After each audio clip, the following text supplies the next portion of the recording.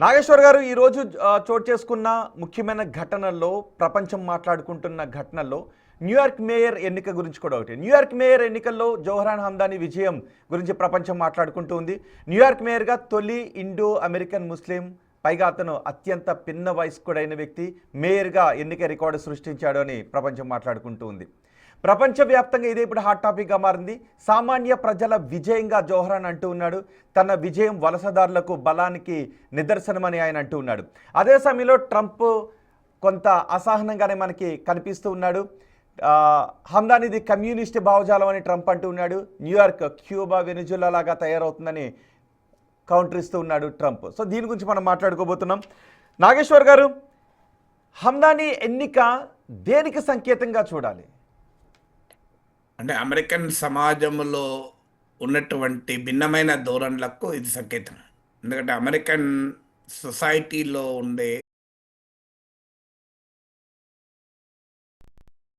పై wall street అనే ఉద్యమం కూడా నడిచింది అమెరికాలో. అంటే 1% of America is ruling 99% of America అని. ఇటీవల నో కింగ్స్ ప్రొటెస్ట్ జరిగాయి దేశవ్యాప్తంగా. 70 లక్షల మంది ఈ నిరసనలో పాల్గొన్నారు. అంటే అమెరికన్ సమాజంలో పెరుగుతున్న అసమానతలు, ఆ అసమానతలపై ప్రజల్లో పెళ్ళిబుకుతున్న ఆగ్రహాలకు ఈ ఎన్నిక ఒక రకమైన రిఫ్లెక్షన్. వాస్తవంగా ట్రంప్ ఎందుకు ఇంత టెన్షన్ పడుతున్నాడనడానికి కారణం ఏంటి అంటే, ట్రంప్ రిప్రజెంట్ చేస్తున్న సోషో పొలిటికల్ థాట్కు, social and economic and political థాట్కు జోహరాన్ మమ్దాని కంప్లీట్ రివర్స్. అందువల్ల ప్రపంచంలోనే అత్యంత సంపన్న నగరమైన, అత్యంత శక్తివంతమైన నగరమైన న్యూయార్క్లో జోహరాన్ మమ్దాని గెలవడం అనేది రేపిది అమెరికా వ్యాప్తంగా వ్యాపించి తన ఐడియాలజీకి, తన పాలిటిక్స్కు ఏ రకమైన ప్రమాదము తెస్తుంది అన్నది ట్రంప్ భయం. సో అందువల్ల ట్రంప్కు న్యూయార్క్ మేయర్ ఎన్నిక ప్రెసిడెంట్ ఆఫ్ అమెరికాకు జరిగే ఎన్నిక కాదు. అందువల్ల ట్రంప్ ఇంకో మాట కూడా అన్నాడు నిన్న, నా బొమ్మ లేదు కదా బ్యాలెట్ పైన, అందుకే మందాని గెలిచాడు అని. సో తన అమెరికాలో బొమ్మను చూసి ఓట్లేసే స్థాయిలోనే ప్రజలు ఉన్నారా అనేది క్వశ్చన్ మార్క్. కానీ ట్రంప్ వాదన, తనకు కాదు కదా ఓటు వేసేది, అంటే తాను ప్రెసిడెంట్ ఆఫ్ ది యునైటెడ్ స్టేట్స్కు పోటీ కాదు కదా అని. నిజమే, మరి అలాంటప్పుడు అలాంటి మేయర్ ఎలక్షన్లో ఎందుకు దిగాలి? రంగంలో దిగి ప్రత్యేకంగా తన పార్టీ క్యాండిడేట్ రిపబ్లికన్ కాకుండా మా డెమోక్రటిక్ పార్టీకి చెందిన వ్యక్తి ఇండిపెండెంట్గా పోటీ చేసి ఆయనకెందుకు మద్దతు ఇవ్వాలి? అందువల్ల Trump political, social and economic ఐడియాలజీకి ఒక బలమైన ప్రత్యర్థి గెలిచాడు. రెండు, ట్రంప్ పర్సనల్గా రంగంలో దిగి పెద్ద ఎత్తున జోహరాన్ మమ్దానికి వ్యతిరేకంగా పబ్లిక్ ఒపీనియన్ను సమకూర్చే పనిలో పడ్డాడు. ఆయనే కాదు, ఇలాన్ మస్క్ కానీ అని.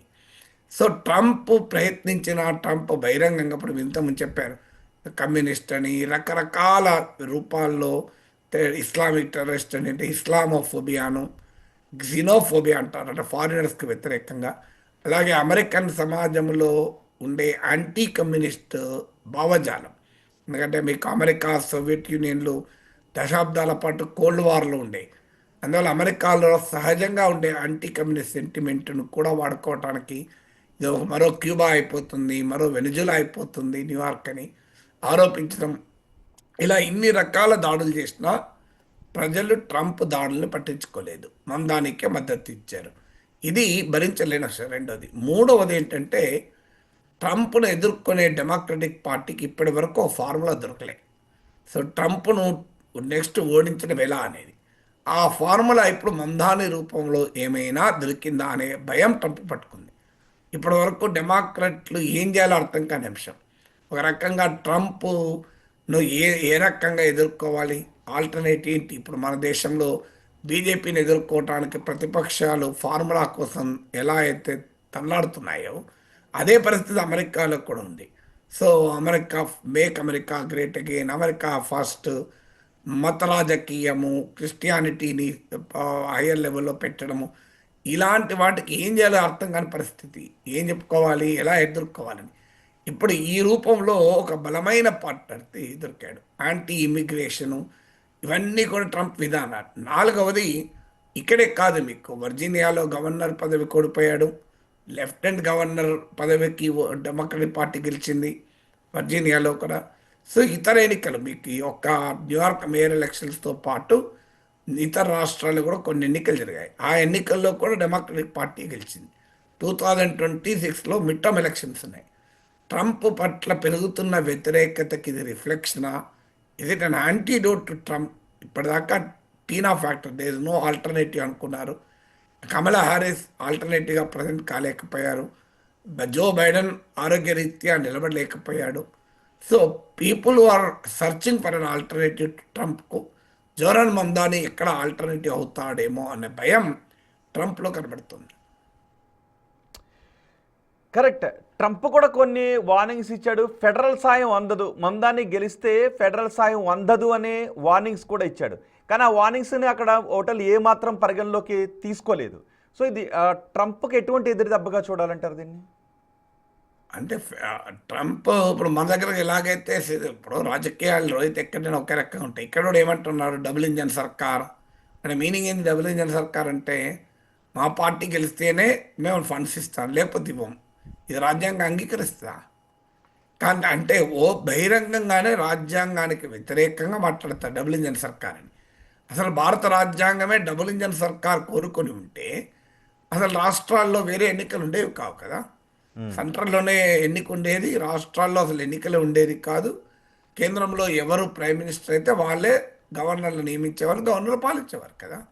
అంటే రాజ్యాంగంలోనే డబుల్ ఇంజన్ సర్కార్ అనే భావన లేదు. కానీ మన రాజకీయ నాయకులు రోజు మాట్లాడతారు, which is absolutely anti constitutional language అది. నీకు రాజ్యాంగమే కేంద్రంలో ఒక పార్టీ, రాష్ట్రంలో ఒక పార్టీ పాలించేటువంటి ఏర్పాటుకు అవకాశం ఇచ్చింది. ఎందుకు ఇచ్చింది? పొలిటికల్ పవర్ అంతా ఒక చోట కాన్సన్ట్రేట్ అయి ఉండకూడదు, అది ప్రమాదకరము అనేటువంటి ఆలోచనతో ఇచ్చింది. సారీ, అలాంటి ఆలోచనతో ఇచ్చింది. అలాంటిది మీరు డబుల్ ఇంజన్ సర్కార్ అంటూ పెద్ద గర్వంగా మన దగ్గర కూడా చెప్పుకుంటారు.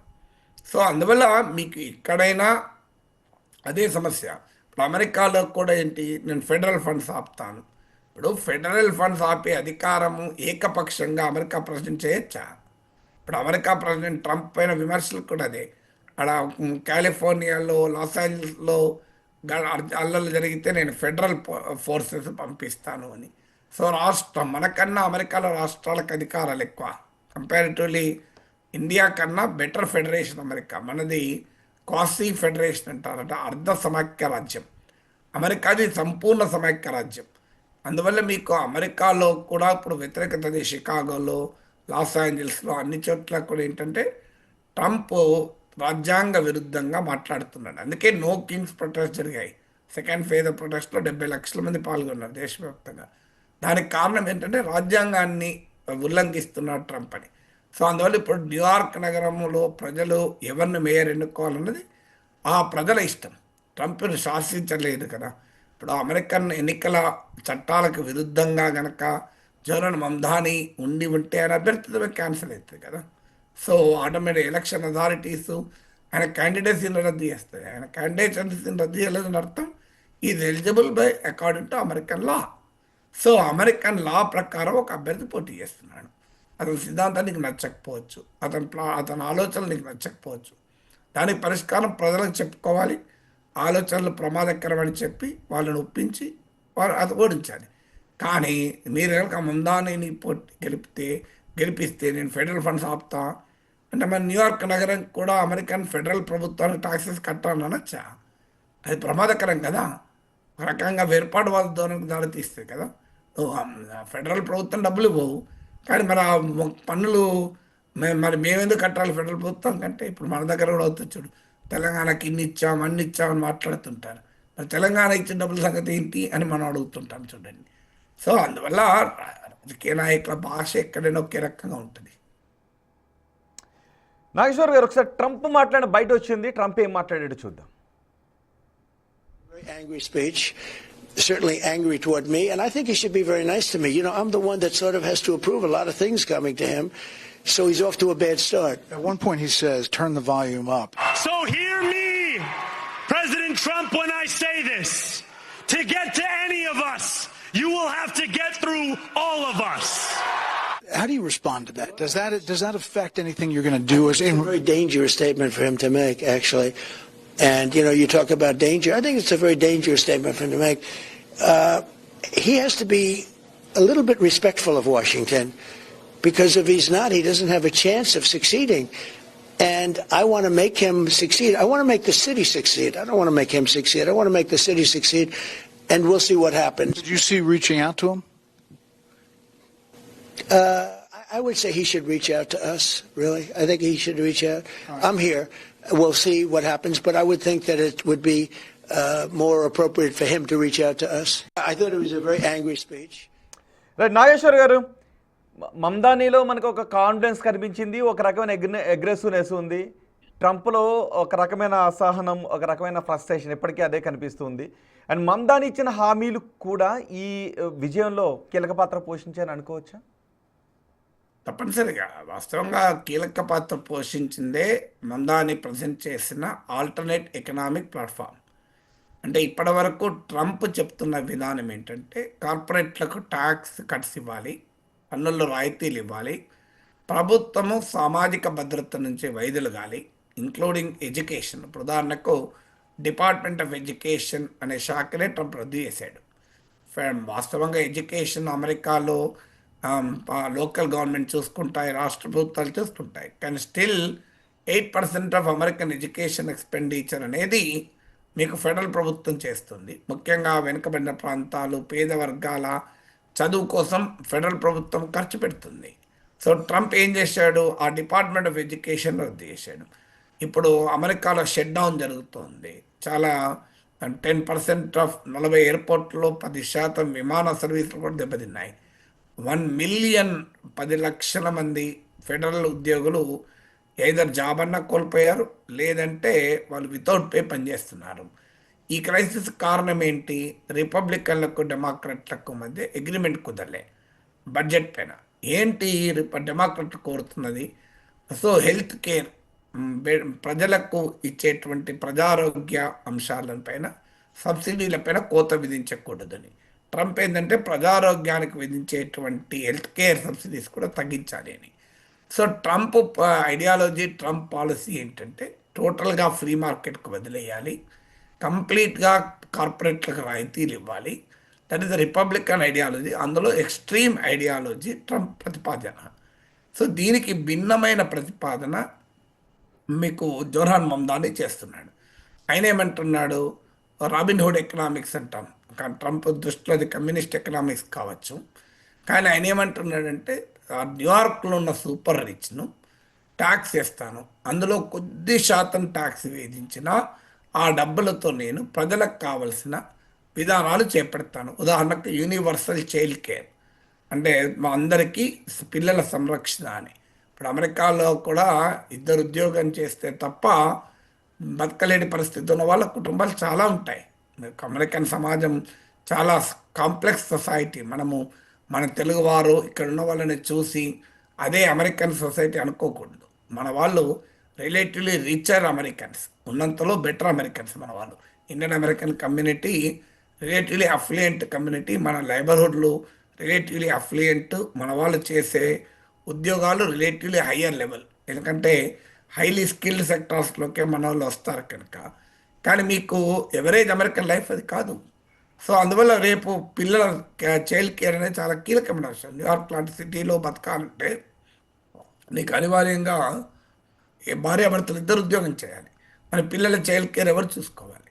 సో ఇలాంటి యూనివర్సల్ చైల్డ్ కేర్, పిల్లల ఆరోగ్యం పైన ఖర్చులు, సో ఇలాంటి ఎన్నో. ఎందుకంటే అమెరికాలో 40% of children are born with Medicaid, అంటే ప్రభుత్వం ఇచ్చేటువంటి సహాయ సహకారాలతో ఉండే వైద్య సదుపాయాలతో పొందుతూ ఉంటారు. అమెరికన్ లాస్ట్ 25 ఇయర్స్లో 2025 సగటు అమెరికన్ ఆదాయము 7% పెరిగితే మీకు 7% increase in the medium income of American. అదే అమెరికాలో ధరలు, కన్జ్యూమర్ ప్రైస్ ఇండెక్స్ 60% పెరిగింది. సో అమెరికన్ ఎకానమీలో ఏలియనేట్ అయిపోతున్న, మార్జినలైజ్ అయిపోతున్నటువంటి ఒక సెక్షన్కు జవహర్ మమ్దాని కాన్ఫిడెన్స్ ఇచ్చాడు. సో నేను రిచ్ పైన ట్యాక్స్ వేసి పేద వర్గాల పైన ఖర్చు పెడతాను అని. అలాగే అఫోర్డబిలిటీ క్రైసిస్ అంటారు. మీకు అమెరికాలో బిగ్గర్ సిటీస్ శాన్ ఫ్రాన్సిస్కో లేదు, మీకు అలాగే ఇలాంటి నగరాల మహానగరాలు న్యూయార్క్ మహానగరాల్లో అసలు మనుషులు జీవించడం కష్టం. మీకు హోమ్లెస్నెస్ చాలా ఎక్కువ. ఎందుకంటే యూ కాన్ జస్ట్ ఎఫోర్డ్. కాలిఫోర్నియాలో మీకు బే ఏరియాలోకి ఇల్లు కావాలంటే కొన్ని లక్షల డాలర్లు. So common man cannot afford. So మీకు ఆ న్యూయార్క్లో రెంట్ అసలు భరించలేము మనం, ఊహించడానికి కూడా అంతుపట్టదు. సో చిన్న వ్యాపారం చేసుకోవాలంటే గిట్టుబాటు కాదు. అందుకే మందాని నేను రెంట్ ఫ్రీజ్ యాక్ట్ తెస్తాను, అద్దెలు పెరగకూడదని. సహజంగానే ప్రాపర్టీ ఓనర్లు దీన్ని వ్యతిరేకిస్తారు, కానీ ప్రాపర్టీ రెంట్ తీసుకున్న వాళ్ళు సంతోషపడతారు. ఓనర్లు తక్కువ రెంట్ తీసుకున్న వాళ్ళు ఎక్కువ ఉంటారు కదా. ఓనర్లకు ట్రంప్ రిప్రజెంట్ చేస్తే రెంట్ తీసుకునే వారికి మందాన్ని రిప్రజెంట్ చేస్తున్నాడు, వర్కింగ్ క్లాస్ రిప్రజెంట్. అందుకే ట్రంప్ను ఐడియాలజికల్గా సపోర్ట్ చేసి రైట్ వింగ్ వాళ్ళలో ఉన్న వర్కింగ్ క్లాస్ కూడా మీకు మమ్దాని పట్ల అట్రాక్ట్ అయ్యారు న్యూయార్క్లో. అందువల్ల మీకు డెఫినెట్గా Jawahar Mamdani economic agenda populism అని ఖండించవచ్చు, ఇంప్రాక్టికల్ విమర్శించవచ్చు, కానీ అమెరికన్ ఎకానమీలో ఉండే అన్రెస్ట్ను కరెక్ట్గా మమ్దాని ట్యాప్ చేయగలిగాడు కనుక ట్రంప్ కూడా అదే రకంగా ట్యాప్ చేసి గెలిచాడు. ట్రంప్ ఇంకో రకం సేమ్ ఫినామిన్. ట్రంప్ ఏం చేశాడు, ప్రజల్లో ఉండే ఎకనామిక్ అన్రెస్ట్ను ఇమ్మిగ్రెంట్ల పైన, ఫారిన్ వర్కర్స్ అని చెప్పి సో ఇతరుల పైన నెట్టి వాళ్ళపైన అటాక్ పెట్టి ఆ సెక్షన్ మొబిలైజ్ చేశాడు. సో ఒక డిస్ట్రక్టివ్ మెథడ్లో, వినాశకరమైన పద్ధతిలో ట్రంప్ మొబిలైజ్ చేశాడు. ఒక కన్స్ట్రక్టివ్గా ఛానలైజ్ చేశాడు మమ్దాని. అఫ్కోర్స్ మమ్దాని ఎజెండాలో చాలా ఆకిష్నెస్ ఉండొచ్చు, అన్నీ మనం అంగీకరించగలుగుతామని కాదు. బట్ డెఫినెట్గా అమెరికన్ ఎకానమీలో ఉన్న the other side of the story. American economy అంటే ఎన్విడియాను చూసి మాత్రమే అమెరికన్ ఎకానమీ అనుకోలేము, ఇలాన్ మస్క్ను చూసి మాత్రమే అమెరికన్ ఎకానమీ అనుకోలేము, యాపిల్ గూగుల్లను చూస్తేనే అమెరికన్ ఎకానమీ అనుకోలేము. అందువల్ల ద ఇన్విజిబుల్ అమెరికన్ను రిఫ్లెక్ట్ చేశాడు, రిప్రజెంట్ చేశాడు కనుక మనం దాన్ని గెలిచాడు. కరెక్ట్. ఇవన్నీ ఒక ఎత్తు అయితే ఆ గెలిచిన వ్యక్తి భారతీయ మూలాలు ఉన్న వ్యక్తి, ఆ పాయింట్ గురించి ఏం మాట్లాడుకోవచ్చు? ఏమండి, ఇవి ట్రంప్కి ఎదురు దెబ్బ, మమ్దాని గెలవడం, ఇవన్నీ ఒక ఎత్తు అయితే ఆ మమ్దాని భారతీయ మూలాలు ఉన్న వ్యక్తి, ఆ పాయింట్ గురించి ఏం మాట్లాడుకోవచ్చు? ఏముంటుంది భారతీయ మూలాలు అంటే? కమలా హారిస్ భారతీయ మూలాలు ఉన్నాయి, ఏమొచ్చింది మనకు? రిషి సునక్ భారతీయ మూలాలు ఉన్నాయి, ఏమొచ్చాయి? ఇప్పుడు ఒక దేశానికి సంబంధించిన రాజకీయాలు ఇంకో దేశ రాజకీయాలు మనం ప్రతిదాన్ని ముడిపెట్టలేము. ఇప్పుడు భారతీయ మూలాలు ఉన్నాయి కరెక్టే. మీకేమైనా రిషి సునక్ కాలంలో ఇండియా యూకే ట్రేడ్ డీల్ కుదిరిందా? రిషి సునక్ వెళ్ళిపోయినాక కీ స్టార్మర్ వచ్చా కుదిరింది. సో ఇప్పుడు ఆ మాటకొస్తే అమెరికన్ లో ఉన్న top officials, FBI chief, direct intelligence chief, వీళ్ళంతా ఈ భారతీయ మూలాలు ఉన్నవాళ్ళు అని చెప్పి అమెరికా ట్రంప్ పాకిస్తాన్ ప్రేమాయణం ఆపగలిగామా? అందువల్ల మీకు కమలా హారిస్ వైస్ ప్రెసిడెంట్గా ఉన్నారు కదా 4 ఏళ్ళు. అప్పుడు ఇండియా అమెరికా రిలేషన్స్ ఏమన్నా కొత్తగా ఉరుకులు పరుగులు తీసాయా? అందువల్ల ఒక దేశానికి సంబంధించినటువంటి విధానాల్ని మనము ఈ ఎథనిక్ రేషియల్ నేపథ్యంతో మాత్రమే చూడలేము. అల్టిమేట్లీ ఇది మేయర్ ఆఫ్ న్యూయార్క్, ఇండియాలో బెంగళూరు మేయర్ కాదు కదా, ఢిల్లీ మేయర్ కాదు కదా. సో అమెరికాలో ఒక నగరానికి మేయరు. ఆయన భారతీయ మూలాలున్నా ఏ మూలాలున్నా రేపు ఆయనకు రాజకీయంగా నిలబడాలన్నా కూడా ఈ has to appeal to the Americans కదా. ఇండియన్స్కి అపీల్ చేయడం వల్ల అన్ని లక్షల్లో గెలవడు కదా. సో అందువల్ల దాన్ని మనం సీరియస్గా తీసుకోవాల్సిన అవసరం లేదు. అయితే ఆయన ఇండియన్ మూలాలే లేదు, అలా అంటే ఆఫ్రికన్ మూలాలు ఉన్నాయి. ఫాదర్ ఉగాండన్, మీకు ఒక రకంగా Kamala Harris type Indian mother and African father. So అందువల్ల అమెరికాలో ఈ మిక్స్డ్ ఐడెంటిటీ ఉంటారు చాలామంది. ఇప్పుడు Barack Obama Afro American Kenyan father, so hyphenated Americans అంటారు. సో అలాంటి వాళ్ళు చాలామంది ఉంటారు. దానివల్ల కొత్తగా ఇండియాకి ఏదో లాభం వస్తుంది కాదు. అఫ్కోర్స్ ఇండియాలో కూడా ఇది బిగ్ క్రిటిక్ ఆఫ్ మోడీకి తీవ్ర వ్యతిరేకి. ఈ సింబాలిజం ఉంటుంది. ఇప్పుడు నిన్న నెహ్రూను కోట్ చేశాడు, సో అంతకుముందు మండేలాను కోట్ చేశాడు. సో ఈ సింబాలిజం ఉండొచ్చు, ఎందుకంటే ఆయన ఆఫ్రికన్ డిసెంట్ ఉంది కనుక మండేలా కోట్ చేయొచ్చు. ఇండియన్ లిబరల్ డిసెంట్ ఉంది కనుక మీకు జవహర్లాల్ నెహ్రూ కోట్ చేయొచ్చు. సో ఆ ఇన్ఫ్లుయెన్సెస్ ఉంటే ఉండవచ్చేమో, కానీ దట్ డజంట్ మీన్ ఏదో ఇండియాకి అయిపోతుంది జరిగిపోతుంది అనుకుంటే పొరపాటు. అయినా ఆయన అమెరికా ప్రెసిడెంట్ కాదు కదా, న్యూయార్క్ మేయర్ అయింది.